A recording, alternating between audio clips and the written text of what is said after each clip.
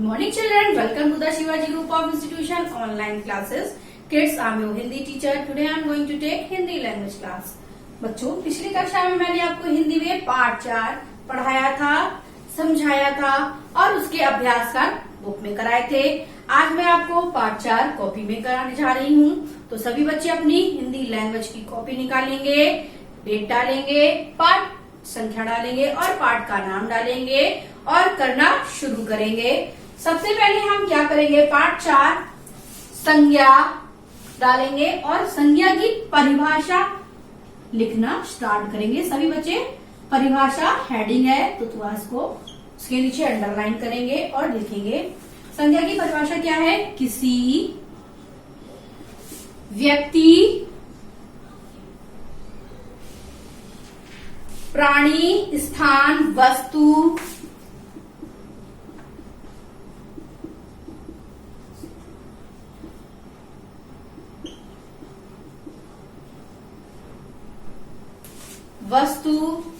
अथवा भाव के नाम को संज्ञा कहते हैं।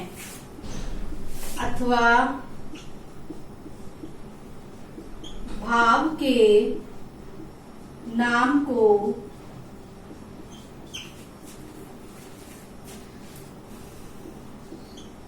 संज्ञा कहते हैं। संज्ञा की परिभाषा क्या है बच्चों? किसी व्यक्ति, प्राणी, स्थान, वस्तु अथवा भाव के नाम को संज्ञा कहते हैं। जैसे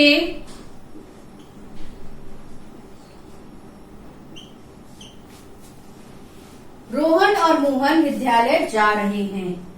रोहन और मोहन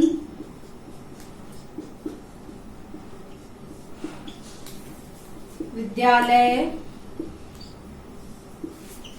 जा रहे हैं। तो इसमें संज्ञा क्या है बच्चों? इस वाक्य में संज्ञा क्या है? रोहन, अंडरलाइन करिए रोहन के नीचे, रोहन, मोहन ये व्यक्तियों के नाम है और विद्यालय स्थान है। तो इसमें संज्ञा क्या है? रोहन, मोहन और विद्यालय। अब आते हैं हम संज्ञा के भेद में। अब हम क्या पढ़ेंगे? संज्ञा के भेद।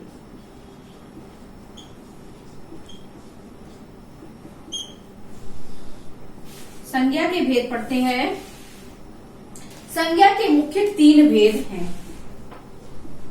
संज्ञा के मुख्य 3 भेद हैं। संज्ञा के मुख्य कितने भेद हैं? संज्ञा के मुख्य 3 भेद हैं। चलिए हम लोग बताते हैं संज्ञा के कौन कौन से भेद हैं।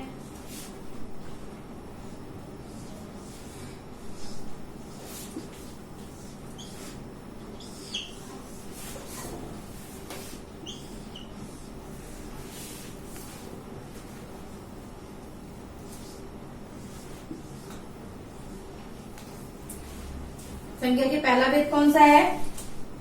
व्यक्तिवाचक संज्ञा। कौन सा है? व्यक्तिवाचक संज्ञा। दूसरा भेद कौन सा है? जातिवाचक संज्ञा। दूसरा क्या है? जातिवाचक संज्ञा। और तीसरा क्या है? भाववाचक संज्ञा।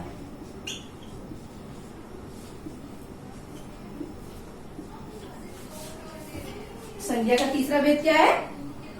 भाववाचक संज्ञा। एक बार फिर से रिपीट कर लेते हैं। यहां तक परिभाषा है संज्ञा की, किसी व्यक्ति, प्राणी, स्थान, वस्तु अथवा भाव के नाम को संज्ञा कहते हैं। जैसे रोहन और मोहन विद्यालय जा रहे हैं। इसमें रोहन, मोहन और विद्यालय संज्ञा है। अब आते हैं संज्ञा के भेद पर। संज्ञा के भेद, संज्ञा के मुख्य 3 भेद हैं। पहला है व्यक्तिवाचक संज्ञा, दूसरा है जातिवाचक संज्ञा, तीसरा है भाववाचक संज्ञा। तो मैंने आपको तीनों भेद भी पढ़ा दिए हैं। अब इन भेद के अंतर्गत पढ़ाने जा रही हूं।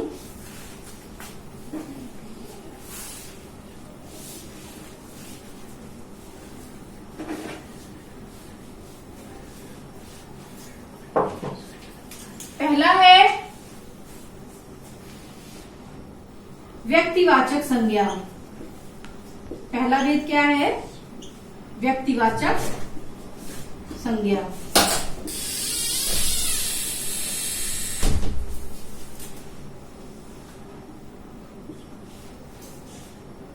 जिस संज्ञा शब्द से किसी, इसके अंतर्गत लिखेंगे, ये हेडिंग डालेंगे, इसके नीचे अंडरलाइन करेंगे और लिखेंगे जिस संज्ञा शब्द से किसी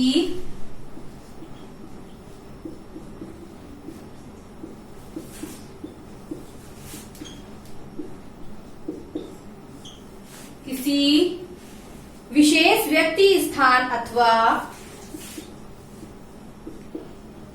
विशेष व्यक्ति,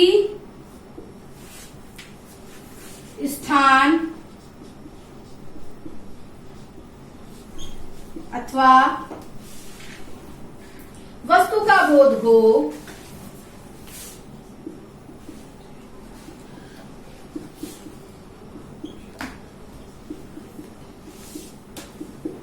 उसे व्यक्तिवाचक संज्ञा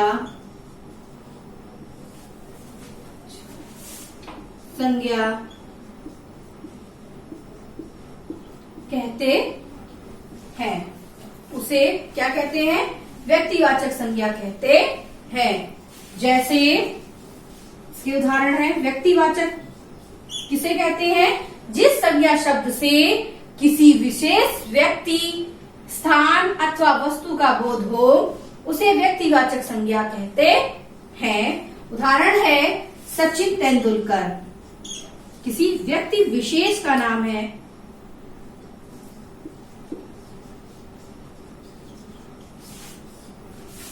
ताजमहल विशेष स्थान का नाम है।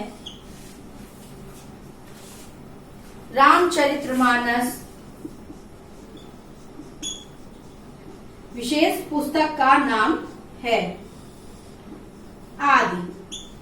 इसके जैसे और भी उदाहरण हैं। अब आते हैं भेद 2 पर। भेद 2 क्या है? जातिवाचक संज्ञा। दूसरा भेद क्या है? जातिवाचक संज्ञा।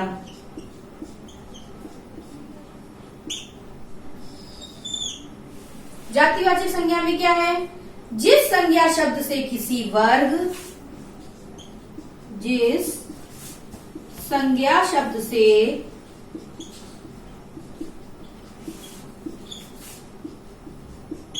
किसी वर्ग, जाति, स्थान या प्राणियों,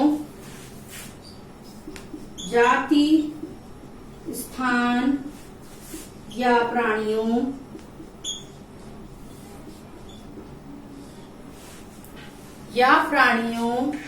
आदि का बोध होता है,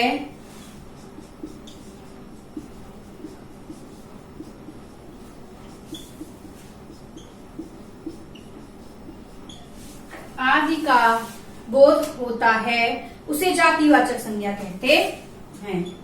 उसे जातिवाचक संज्ञा कहते हैं। उसे जातिवाचक संज्ञा कहते हैं। जैसे उदाहरण है इसका, जैसे गाय, बच्चा, बाघ आदि। गाय, बच्चा, बाघ आदि। एक बार फिर से देख लेते हैं जातिवाचक संज्ञा क्या है। जिस संज्ञा शब्द से किसी वर्ग, जाति, स्थान या प्राणियों आदि का बोध होता है, उसे जातिवाचक संज्ञा कहते हैं। जैसे गाय, बच्चा, बाघ आदि। तो बच्चों, आज मैंने आपको संज्ञा के 2 भेद कराए हैं। आगे का कार्य मैं आपको अगली कक्षा में कराऊंगी। आज के लिए इतना ही। आपका दिन शुभ हो।